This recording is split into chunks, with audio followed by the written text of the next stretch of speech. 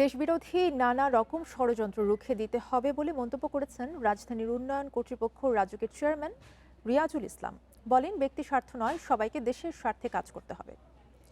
বিকেলে রাজধানীর ইঞ্জিনিয়ারিং ইনস্টিটিউশনে প্রকৌশলী পরিবারের কৃতি সংবর্ধনা অনুষ্ঠানে এসব কথা বলেন তিনি। এ সময় শিক্ষা জীবনে ভালো ফলাফল করায় শিক্ষার্থীদের হাতে সম্মাননা তুলে দেন রাজুক চেয়ারম্যান।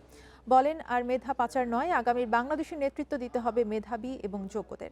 কৃতি শিক্ষার্থীদের দেশপ্রেমে বলীয়ান হয়ে আন্তর্জাতিক পর্যায়ে নিজেদের যোগ্য হিসেবে প্রমাণের পরামর্শ দেন তিনি। রেইনবো অলরাউন্ডার এক্সটেরিয়র পে বাড়ির বাহিরের দেয়ালের সুরক্ষা নিয়ে থাকুন নিশ্চিন্ত, সাথে পাচ্ছেন 10 বছরের ওয়ারেন্টি।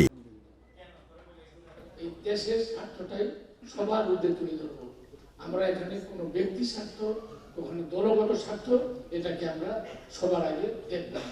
এটা যদি করতে পারি, ইনশাআল্লাহ বাংলাদেশ এগিয়ে যাবে এবং একটা সুন্দর ভবিষ্যৎ আমরা রচনা করব।